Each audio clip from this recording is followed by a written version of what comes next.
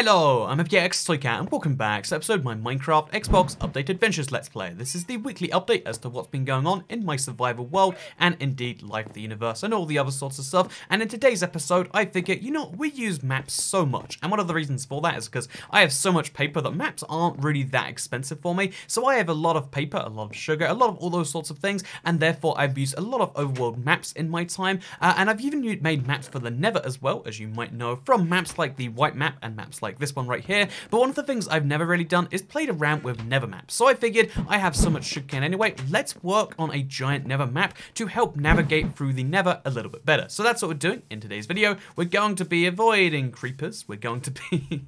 Do you think he just sits there just to confuse me? Because it's literally on the corner. I mean, there's a couple of creepers there as well. I know mob despawning's a weird issue of Bedrock these days. But anyway, let's go ahead. Let's grab ourselves some paper because we have a lot of sugarcane, a lot of paper.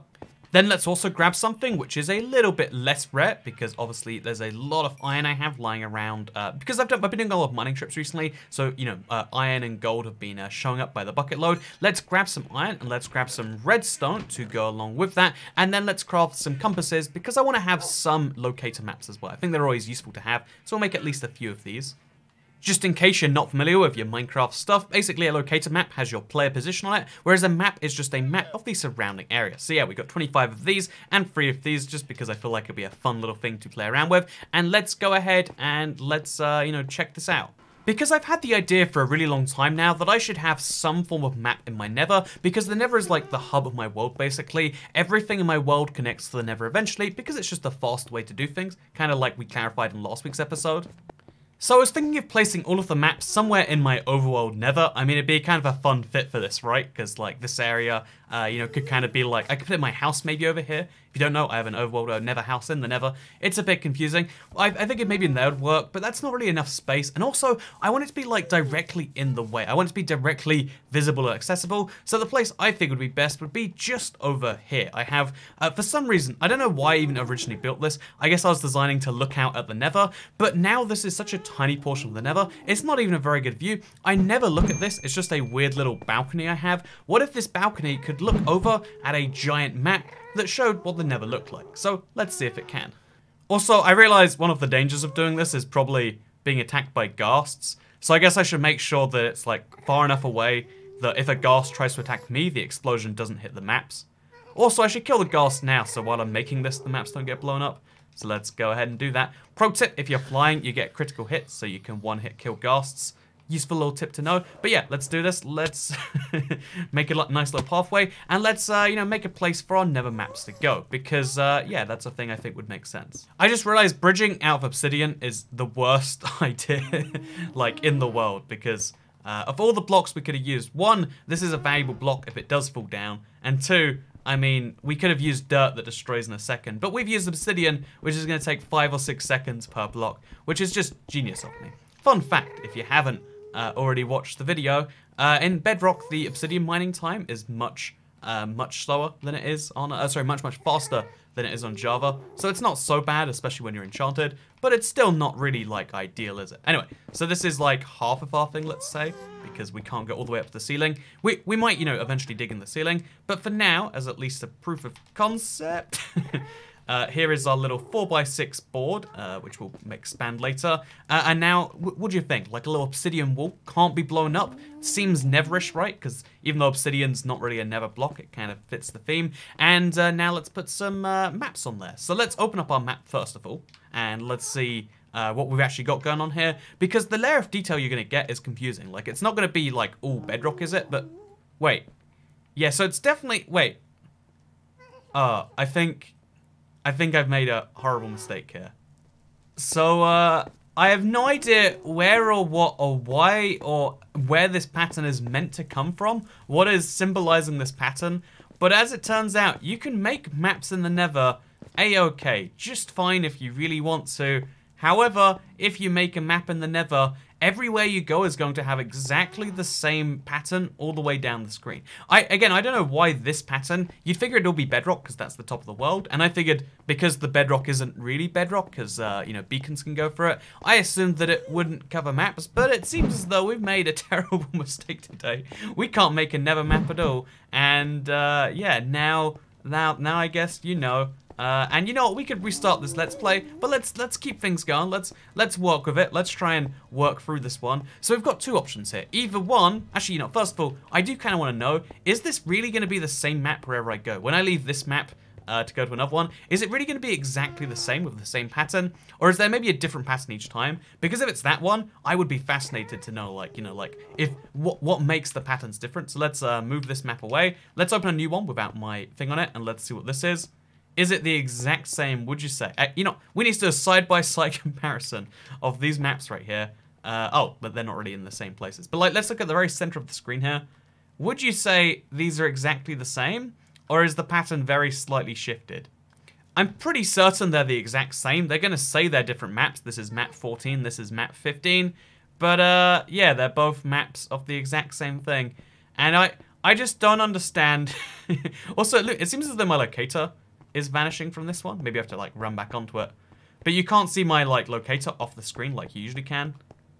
Okay, there we go. That's probably why. So yeah, what do I think of Nether maps? I think that you definitely shouldn't do them. Pro tip, maps work great in the end because there's so little space there. Maps work good in the overworld, letting you know where you're going. Maps in the Nether, I can't work out a use for this. I can't work out, is this designed to be useless? Or is there like, oh yeah, maybe you can see your position relative to nothing, if that's what you want?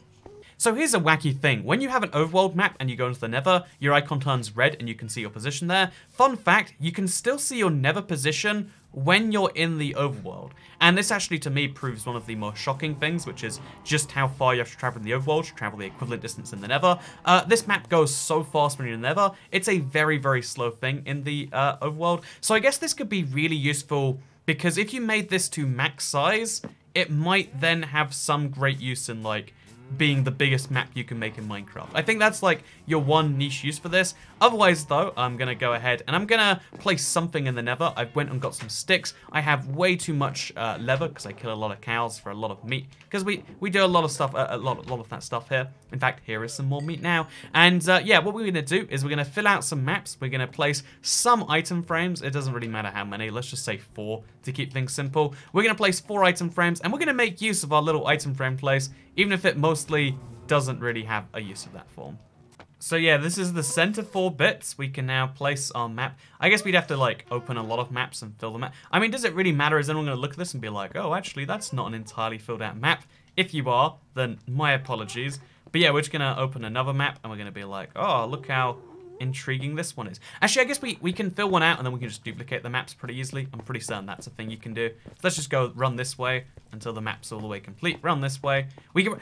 Pro tip: if you're trying to fill maps easy, like just like do a quick fly run because the level 1 maps are super easy to fill in that way if that's what you're going for.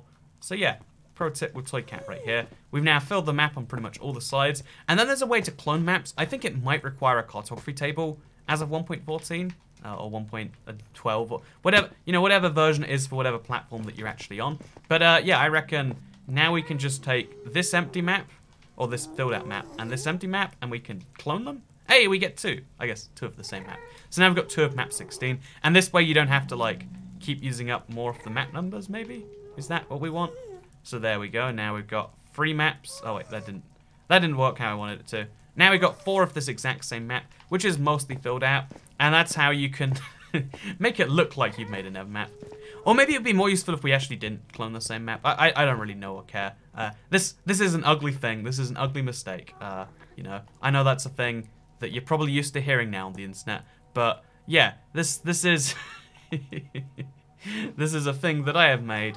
And now we know. Next time I'm on this little balcony, I'm thinking, you know what? I'd like to see what the Nether looks like. We can look at this. This poorly made, poorly filled, poorly everything map. However, there is one maybe thing we can salvage from this little Nether project before moving on to something else map related.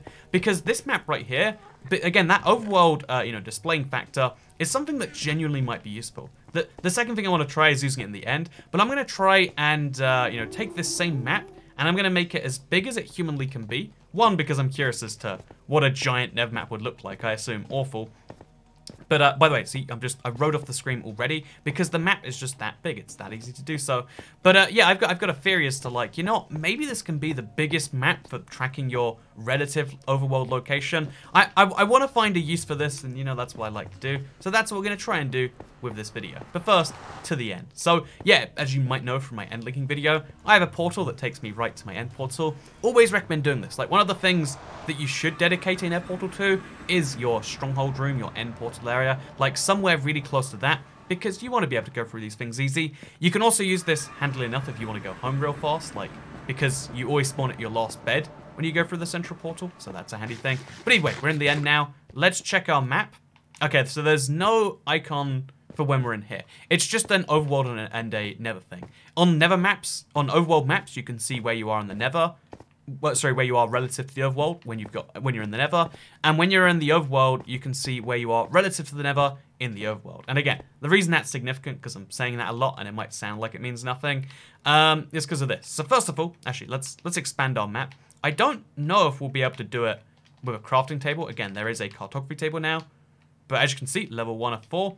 We can make our Nether map bigger so many times. In fact, let's do it literally all 3 times at once. Pro tip: 1, 2, 3, 1, 2, 3. I'm not counting to 3 correctly. But yeah, what we should be able to do here is we just like fill these areas up, just like that. Now we can take the same map, just put it in over and over and over again. Pro tip if you're ever doing this, by the way, because most people do want the level 4 maps. So this is a level 4 map. This covers a 2048 by 2040 area. You can tell by the fact that there's just a blank screen there. Like, I had a previously pretty much filled map. Now it's pretty much empty, right? But now this should cover 2,000 blocks, except that's 2,000 Nether blocks. So this map right here, the one where I'm spinning around and, you know, admittedly it's not perfectly useful because of the spinning, but this map right here is perfect for tracking my overall location over a huge distance if I wanted to do that for whatever reason. Because now, if we fly this way, again, you can see we're flying like, you know, 20 meters a second or something. In fact, I'll even take the boat highway. You can see how my relative position is going to go very little up, which might be the thing that you're looking for. The thing I hope you're looking for. From this video. So yeah, let's keep our map out. Let's show you how we're like in the center, and then let's go forwards a bunch, which hopefully we can do. Oh no, we're on the side. We need to like, okay, you know, is this okay? This isn't okay. Let's go in the center. Let's keep looking at our map, and let's show you how, like, even as we're going hundreds, maybe even thousands of blocks in a second forwards, we're still going pretty much nowhere. You might spot that we're going somewhere, but no, it's just the spinning. All of this spinning makes next to no difference. We're 1,000 blocks away from spawn now. Still nothing, because this map covers 16,000 blocks. This is the biggest map you can make in Minecraft, and it's pretty much useless for anything that I can think of on the spot right now. But if you want to have a map that doesn't have any of your features on it, but instead just has a spinning version of you, then this is the dream, I think you'll find. Because also, that spinning, I imagine that has to be usable in some way, maybe. Again, one of the things I love to do is try and find uses from entirely useless things. And this entirely useless thing, wait. Here's how we use it. So, every Nether portal, if we make a little splodge in the... So again, when we go into the Nether using this map, you can see how the surrounding area gets colored in, right? Or at least some dots appear. So yeah, it makes like a little splodge around it. We can mark where every single Nether portal is, and then we could work out our location relative to each of those. Or maybe we could just make a giant straight line going down, showing where that is. Because again, again, I want to believe there is a use for this. If we like went down our entire Nether tunnel, we could have like a map of where we've charted in the Nether, and if we're close to a Nether portal based on that. Boom! Yeah, this could be a map of all your Nether portals in the overworld. So let's fly now, just to do things fast, because this is a YouTube video. I'm splurging on fireworks for you all. That's how much I love you, internet. But you can see how, like, again, in the Nether, this isn't such an extreme map. We could cover where our actual pathway is. So when we go 300, 400 blocks, whatever, we're making a very clear line going down the center here. And, you know, like, that's a thing we can easily do. But yeah, now when we fly downwards in the direction of this, it goes on for another, like, 80,000 blocks or something from that million block video. Or stream, I should say. Hopefully soon to be video. But, you know, like here you can see, now we've made ourselves like a little bit of a straight line. We could go much further, but I'm just trying to keep things simple for today's video. Now we can see, when we're in the overworld, how close we are to our, like, Nether brick pathway and how close we are to home. that could be a use for this, because it is a 16,000 block map. I think, honestly, the truth with this is this map is not great in the current update, but when banner markers are added, or in fact, if you're playing Java and banner markers exist already, you can maybe mark banners for different things, and this could be the mega map. This is the only way to get a map that covers 16,000 by 16,000 blocks. Just to clarify, that total is what, like 256 million blocks? 16,000 squared. Yeah, it covers 256 million blocks worth of Minecraft, and that, you know, no other map comes close to that. This could be useful for that. But today's video is not focusing on this weird niche edge thing. Instead, we're gonna go fill out some maps, I think.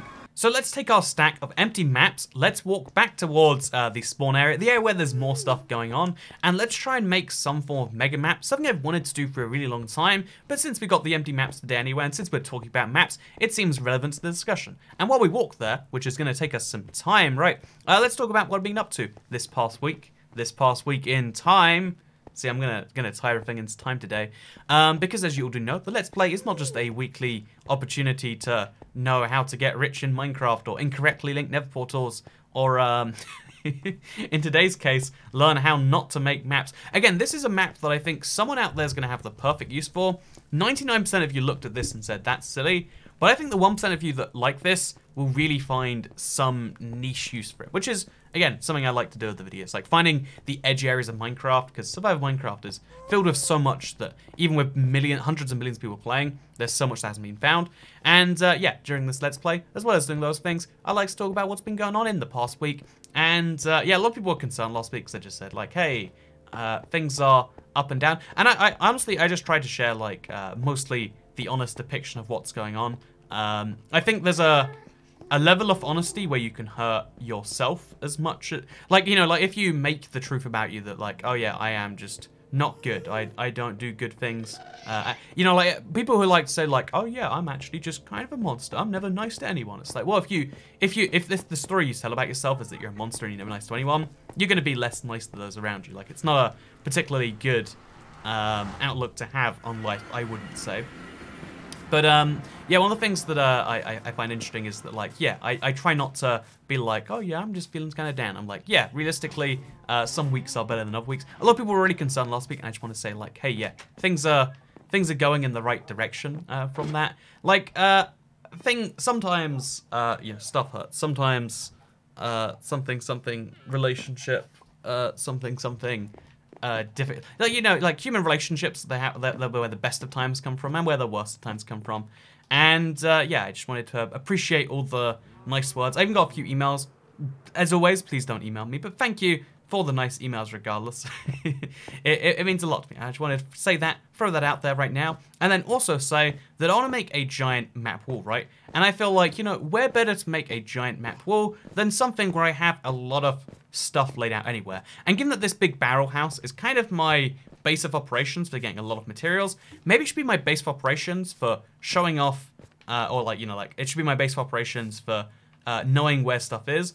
And that's why I'm thinking one of these walls would be perfect for the map thing. Except instead of using the inside, because, you know, the inside's kind of where you need the storage, what if I covered the outside, maybe this, all of this with item frames? Because then what we could do, you might be like, what about the door, Toy Cat? You can actually just, like, if you place a door, you can place item frames on a door frame and then leave it permanently open, if I'm not mistaken, which I guess we'll find out very shortly. But one of the things, if I'm not mistaken, you can do, if we can find some wood around here, that is, one of the things that we can actually do if we look around here is we should be able to, I'm really hoping there's some wood around here. Here is a jungle door. It doesn't matter what door you pick. If you have any door, you should be able to, and the way I understand it, is you can place item frames on the door, you know, which makes sense when it's like this, right? But then you can open the door if you really want to, and the item frames remain. Meaning, even if we fill this with maps, which we'll use this map, which we accidentally placed anyway. This is the center of our world, or in fact, that right there is at 0, 0. That's the center of this map, which is the center of the world. That'll realistically go on the center of this, but for now, just to prove my point, that can go right there, and it can fill the block entirely, except for these 2 pixels here. It can, I guess that it'd line up into the next one, right? But it can fill the map entirely, but you can still walk through it just fine. And as long as you don't shut the things behind it, which if I'm not mistaken would make it impossible to reopen, because you can't, you know, you just be spinning this. Or maybe you can, no, yeah, once we do that, we'd make it impossible to reopen, so that's a problem. Also, I've forgotten which way around this is meant to go. Probably that way. But yeah, so once we've, once we open the door, we just have like a secret pathway, which is also a cool, like, again, it seems to me like hiding my secret behind the map wall makes it even cooler. So yeah, we're going to have this barrel be our giant map that's going to cover all of our world in these tiny little maps, because I want a lot of definition on this map. If you don't know before, if you look at my museum, I've actually done something very similar to this before. I think it was for the map room achievement, back when the map room achievement actually worked. But something that, like, I think every single Minecraft console player has done at some point, because console edition used to have fixed sized maps. They used to be either 9 maps or 25 maps, or if you played 360 or PS3, just, 1 map to a world. And even though my maps glitched out at some point and started looking like this instead and that, and again, I think it was something to do with the conversion issue. But, like, my maps started glitching out at some point, which is a shame. But the idea is always a cool one, right? Like, have lots of item frames in a space, use those item frames to make something cool. So that's what today's video will be focused on, and we're going to be doing that while we talk about time. Because again, in the last week, I'd mostly say, like, I've been enjoying myself. I've been trying to get everything back on track, which isn't the most enjoyable life. Like, I think I think sometimes things are super exciting, and sometimes things are just like, hey, like, in the same way you gotta have downs to have ups in terms of emotional mood, I guess it's also in terms of, like, how cool your life is. I bet Bill Gates feels like every day is a slog, even though he's like, oh, I'm going to Africa today, and then I'm gonna go announce some, speak to some heads of state tomorrow about, this global innovation for that. I'm sure, like, Bill Gates gets bored of life sometimes, or whoever or Elon Musk, or whoever else you think is a celebrity who's famous, rich, and does cool things all the time. They might be cool relative to what you're imagining of their life, but I don't imagine they think their life is exciting. Or maybe they do. I think it's really hard for people to be honest about that sort of thing, because of the fact that, like, there's always a backlash when people are like, oh, you're out of touch. And it's like, oh, honesty is out of touch now, is it? So I guess I'll just lie and pretend that I'm in touch. Which is one of the biggest problems of, like, when you expect a certain thing from people, you encourage them to lie to become that certain thing.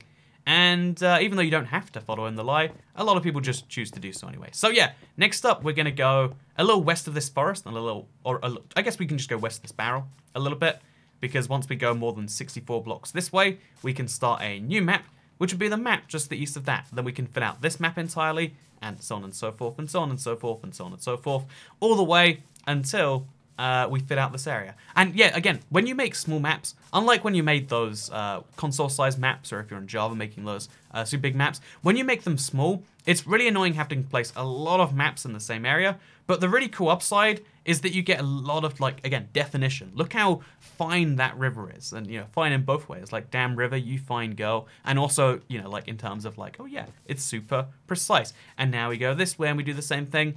And yeah, this is a fun little project I recommend for anyone, actually. Like, some people ask me all the time, like, what project should I start in Minecraft? And it's like, one, I don't know if I can specifically guide you. Like, my ideas kind of go in and out of, like, how much I like them. Like, I haven't worked on the ice project for about a week. It's something I really want to finish, but there's a lot of hours I've still got to sink into that.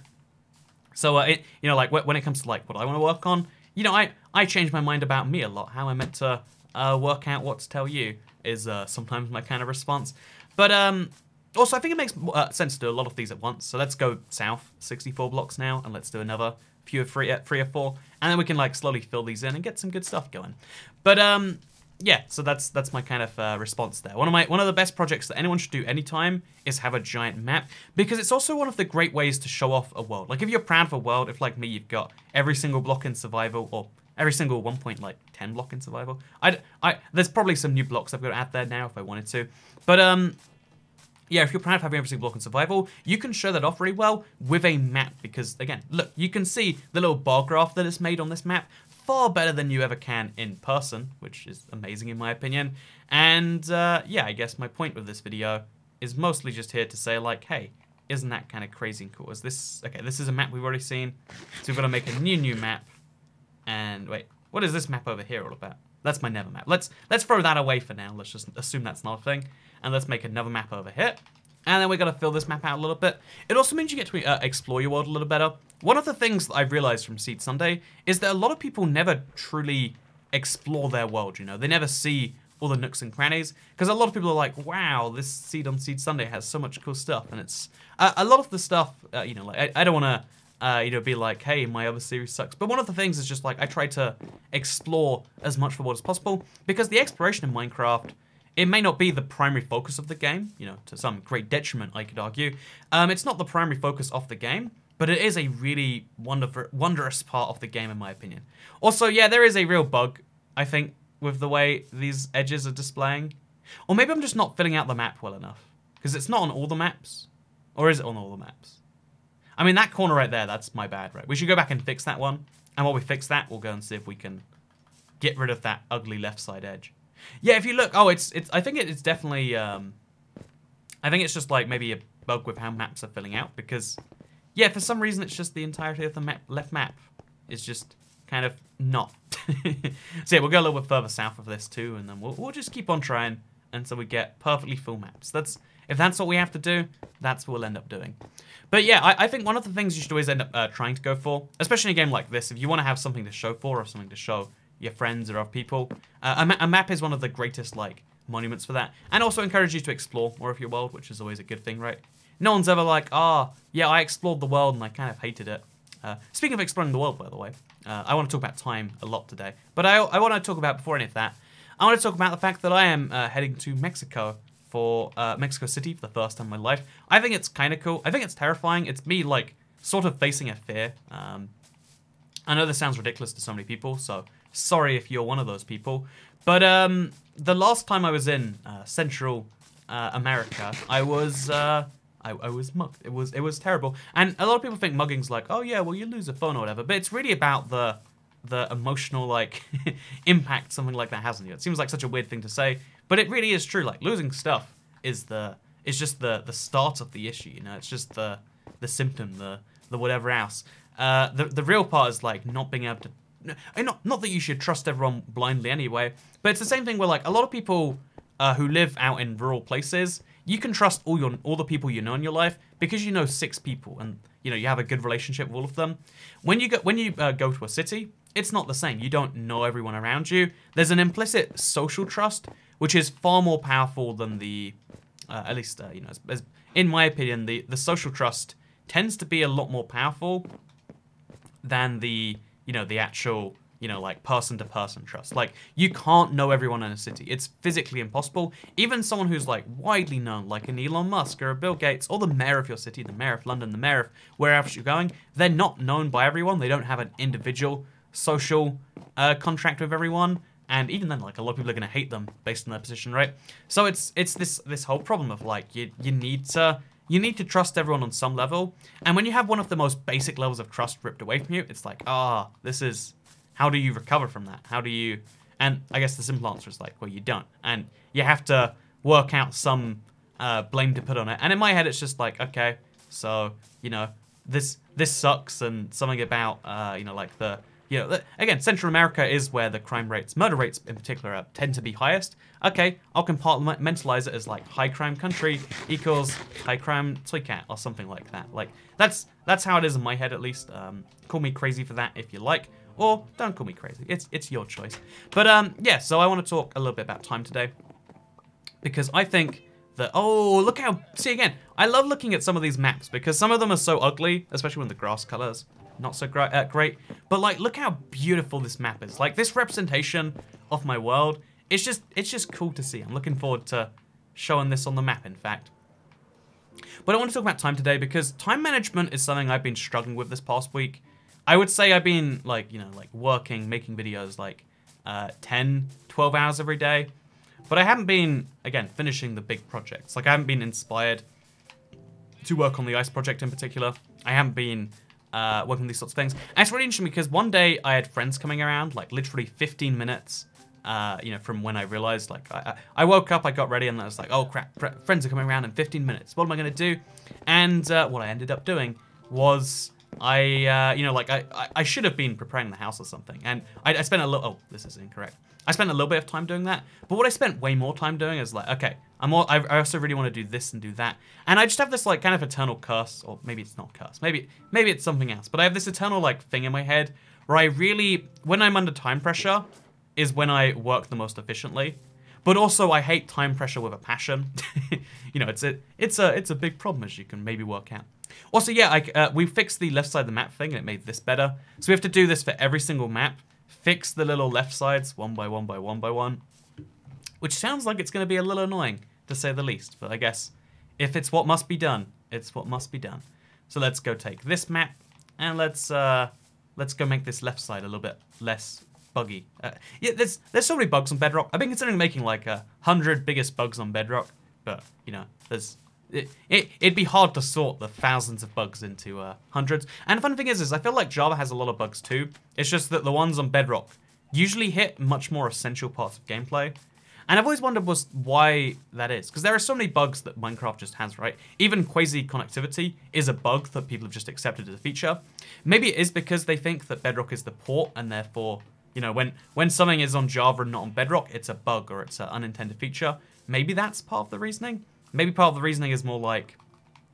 Oh, let's put out another map, by the way. Maybe part of the reasoning is something else entirely. I don't know for sure. But yeah, if I had a lot of time, I know that I would try and find that out. But yeah, I have this thing where, like, when I have so little time, I'll just work double time. And I wish I could work double time all the time, you know? Like, I wish I was... It feels really good when you're getting a lot done. I don't have to tell anyone, right? No one's ever like, you know, actually, I don't like getting a lot done. I prefer getting very little done. I like to have a lazy working day, feel like I achieved little at the end of that, and then go home and achieve very little there too. Like, maybe that's what some people are into, and I wish that was what I was into, because it's so much easier to do that, right? Like, there are so many jobs. You know, all I have to do is get some form of cushy job in either a large corporation or a government entity and be like, hey, yeah, I'm just going to get really good at looking like I'm doing work, and then I can browse Reddit for the rest of the day. But what I end up wanting to, you know, what makes me actually feel fulfilled is when I get a lot done in a specific amount of time. Kind of exceeding expectations, maybe is the term. And I feel like I'm patting myself on the back a little bit here and saying like, oh, this is what I really like. But it really is meant to be that way. It's just like it's a thing I realized with time that I don't handle time well in the slightest. If I handled time correctly, so much my life would be better, but I don't handle time correctly. And it causes a lot of issues, just in general, just all over the place. And it's something I wish could go away, but that doesn't go away. And maybe you have the same situation. Maybe it's just me. But something else I was thinking to do with time, because a fun fact you might not know is that the majority view for most of like history was, by most people I should say, is that time used to be considered a cyclical thing. Like time as we see it right now, it's linear, right? Like tomorrow is in the future from today. Does anyone disagree with that statement? Okay, good, no. But tomorrow is in the future relative to today, right? Isn't that kind of crazy? That's something that I don't think is too controversial a statement. Yeah, you all on the same page? Okay, we're on the same page. So tomorrow is in the future of today, but one of the things that a lot of religions and people's groups and stuff thought, or used to think I should say, is that like, oh yeah, well even though you know, time does tend to move you know, forwards, it moves in circles, you know, because you can move forwards around a circle forever. And something that I think is super intriguing is like the concept of time being cyclical was just so common for so long, and we used to just accept that, like, oh yeah, so there's cycles. That's why whenever the Mayans come up, they, you know, like one of the big things of the Mayans is like they know when the world's going to end. How do they know? Because their, you know, like their cycle, you know, their time cycle runs up here. No, it's just the way they saw the world was like 13,000 years happen, and then time goes for a repeat, and the same things are going to happen. And, you know, at first it sounds ridiculous. Like, why every 13,000 years? Surely some Mayans lived to see this time cycle or whatever. But I think the interesting thing about it is not you know, the interesting thing about time cycle is the idea that, like, actually a lot of concepts in our human brains, like, because, you know, we like to find coincidences where there are none, and an example of that is like history repeats itself all the time. And although I don't think this is necessarily coincidences, it's just human behavior follows the same patterns. We aren't as unique as we all think we all are. But yeah, so you know, human behavior isn't that unique, and therefore history repeats itself. You know, that phrase, history repeats itself, a lot of people take that quite literally, right? A lot of people go, oh yeah, history literally repeats itself. History, you know, like the same thing that happened then is happening now, and therefore you could logically conclude from that, if you wanted to, that time moves in a big old cycle, right?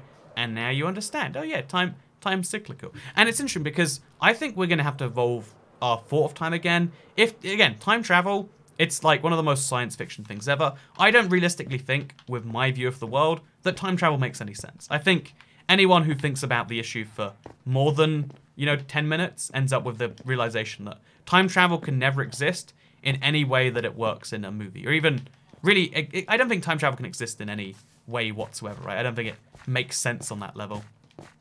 And also, I think we went too far this way. Like, this is not what we actually want to go for. I think we want to go a little bit closer to this, maybe? Because, or maybe I'm going to go a little bit higher up. It feels like we've gone too far. Yeah, we want to go back this way a little bit. And then we'll try this same thing again. Okay, but map 29 we're on now, by the way. There we go. This is the map I wanted. But yeah, the interesting thing about time travel is that like it can't realistically exist in our current understanding of time, and because time is basically a human concept. It's a better way to think of it is the fourth dimension. But if at some point we can work out how to control time or move through time, then every single thing we know about everything has to break. And obviously, yeah. Like that makes sense. Like no system can work with time. But I think also, the very nature of morality, the very nature of our brains, would not be able to cope with time travel. As in, you might be like, what do you mean by that? Well, our brains are built around the concept of linear time. Our brains are built around the concept that like yesterday is before today, which is before tomorrow, and therefore, there's this very interesting thing like, so if I kill someone and then go back to a day before where they're not dead, have I still done a bad thing? The answer is, like a utilitarian perspective is to say that no, you haven't done a bad thing. But I think most people will be like, why did you kill the person? Why did you want to kill the person? Etc. Oh, we copied the same map. Well, at least it's better than that one because it doesn't have the corners, right? Hey, look at that. We've achieved something here, I tell you. But yeah, the kind of perspective of a utilitarian would say, no, you haven't done something wrong. But most people, what is going so wrong here? Where is this map from? I think this is like way in the corner of it. Over here, maybe? Yeah, that's got to be where that links in. I have made a serious mistake here, it seems. Yeah, what has gone so horribly wrong here? Apparently a lot of things. Okay, that is correct, right? That looks close enough to correct. So, actually, let's just go in a straight line. Let's do all of these, and then let's fly back in a straight line just to the west of that. Let's see if we can do it that way. I think that's for the best. So, yeah, we'll fly from the barrel, because the barrel should be at 60. Yeah, that's an easy way to do things. So, on this side of the map, we get one type of map. Over here, we get one type. Because if you look at the coordinates, a map is 128 by 128, and therefore, once we go past 64 blocks each way from the spawn, or from 0, that way we get a new map. So we can very easily, with one firework trip, and we're almost running out of fireworks, so we've got to be careful here. But with one firework trip, we should be able to make 7 maps, because we only have 7. Maybe we should make an 8th, but let's just kind of do this as we go along. So we're zooming along, everything's great, and then all of a sudden, we decide to make a map. And let's fill out the map real quick. Okay, and this covers us all the way down to just past the lily pad. I'm not sure where this ends up, actually. And then we'll try making another map. Where did this map go? Okay, this map's over here. Does this map make sense with that map? I would say so, just about. Now we can just go over this little border right here. Again, once we go past 64 on the x-axis to over here, even though we're in pretty much the same place, we make a brand new map that's entirely different. And then we can, again, do that in a little cycle if you want. Oh, and this one has the boatway on it, which is, or the blue ice pathway if you prefer using its lame name. But yeah, now we go a little bit forwards. We can do the exact same thing again. We can just take this map. Look how cool this one is. It's got some of the Nether Fortress on it. And then this map, which has the rest of the Nether Fortress.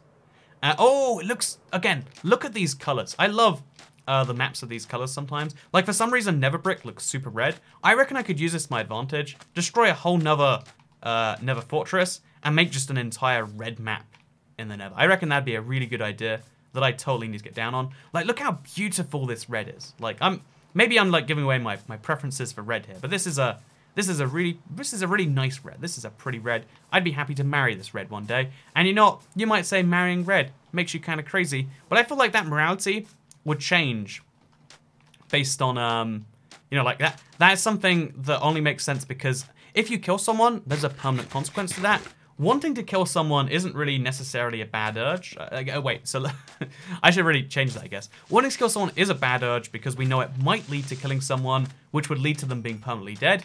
But if you could kill someone that came back to life, or you could kill someone and they would never know it, which sounds like a ridiculous thing, but would that be bad? And I think the actual answer is no, even though most people say yes, because our morality, the way our entire social structure has evolved, is around the concept of no time travel. And that's why I think, you know, a lot of people like dream of time travel. I sometimes think like, man, I wish I could go back in time. And, you know, I've had so many embarrassing situations in so many different times. Like, not even just embarrassing situations all the time. There's even just simple stuff like, oh yeah, there was a girl I really liked when I was 14. And at first I made it a bit of a joke because, like, you know, I make everything a joke. That's just what I do in my life. But at first it was like a little bit of a joke. And then, like, when it became less of a joke, like, she never really understood. And then by the time she really did understand, she was like a bit weird. Like, the whole thing probably could have worked if I'd have, you know, not been such an idiot about it.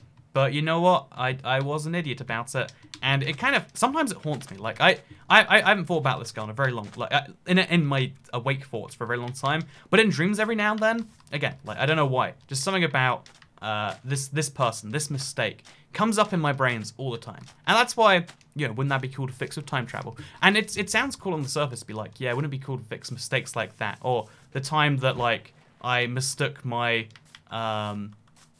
my cousin's dad, my cousin's like stepfather, for my cousin. I had really bad eyesight at the time, and then he said, it's the most awkward moment of like my first 10 years because I was like, oh, where have you been all day? And he's like laying on the sofa because it's his day off, and he's like, hi, Andrew. And it's like, oh, the cringe you get when you imagine those situations makes you dream of a time travel world where you can fix them. And, you know, I think entirely understandably too, right? Like, who doesn't want to fix a terrible situation like that? But, you know, even though it's something you want to do, even though it's something that would be great, I think that time travel is not a good... immediately, the first person with time travel isn't going to give it to the rest of the world. He's going to be like, hey, I can make a heck ton of money now, and you better believe that's what I'm going to do. Let's take map 28 here, which is probably that one, right? No, this is map 28 over here. Hey, look at that. So, you know, realistically, I think that the first person to find time travel, to invent time travel, to whatever you want to call it, really, with time travel, is going to... So this can't go there. I don't know where this does go then. There? Where did I even get this from? Whatever. I think we'll throw that away for now. We'll bring out map 34 instead, because that goes next to this one. And then we'll bring out map 33. Or 36, or 32. You know, there's a lot of maps here that all don't really make too much sense together. This one's not even properly filled in. And then throw this map over here, maybe. Nope, over to the left, maybe. Nope, over, up, down there. Where is this map from? I think clearly there's a disconnect between these maps and this thing. So this is meant to go down below there, maybe? See, this is the confusion when you have too many maps, okay? You can't find what goes where. So... Wait, okay, so first of all, let's not rotate this. Because that makes things confusing. Wait, is that even meant to go there? It is, okay, so... We've got to have, like, a stone system going somewhere. That can't go there, but it might go there. That can't probably go there, but it might be able to... Okay, so that also doesn't go there, right? Like, that's too... Maybe if we put it upside down... What is happening here, chat? I've lost my mind now. I think I've lost... how I'm doing all of this. Okay, I finally found the missing piece. There's like a thing here that connects to there, that connects to there. It all makes sense. We're gonna have to go through and like fix these maps later anyway, which means that goes down there, except it doesn't go all the way down there. That goes down there. Oh, maybe we just have a gap between some of these maps, honestly. That's the only theory that makes sense to me anymore, because that doesn't really fit there, and it doesn't really fit there either. Although, again, the boat highway is like a marking point. So, yeah, I guess this goes a block further down into the floor, which means we can't fit it on our current map, and that's how a lot of these are going to go. I need to just make a map chest, honestly, and then sort through them that way. And I guess, actually, you know, given that we're near the end of today's video, that's just what we'll do. We'll just make a map chest anyway. So here is what we made today. As you can see, my experience of maps is unmatched. It is expertise you will not find anywhere else in the world. And, yeah, we're just going to take these out. We're going to put them in one of these shulker boxes. Or, in fact, we'll put them in the chest I have, out the barrel I have, in fact. Oh, no, it actually is a chest. Just out here. This can be my map sorting chest, and we can just deal with that another time, because that is a mess, to say the least. So, yeah, This is a cool idea. I definitely want to work more on. Let me know if you want to see more. Maybe we could do next week's episode, like expanding it in every way. Because I think the idea of a map room is great. I also do think, though, there's definitely a bug with maps that's causing them to fill really slowly and improperly. That's going to cause me some frustration, to say the least. So maybe I should wait until, like, what's a good form of transport? Maybe I should get a horse and do it that way. I don't know. Let me know what you think in the comments down below. Let me know if you agree that time travel is actually a terrible idea, and when it's invented, one guy's going to abuse it, and time as we know it's going to fade, and then our morality is going to have to change in a way that we literally can't change, because most people do not have morality systems that do flip on a dime like that. And I also think that living for longer would be a shock, and maybe we can talk about that in the next episode. But for now, I've spent over an hour recording this. I need to go eat some food. I'm going to eat a meat pizza, actually. It's called a pizza. I posted a picture on Twitter. If you want to see it, scroll through those tweets. Oh, no, wait. As of this going out, I am flying back from Mexico right now. So wish me good luck that my plane doesn't crash if you want. Or wish that my plane does crash, and we'll see who wishes harder based on if the plane crashes. So thank you very much for watching this video, and I'll see you all next time. Goodbye.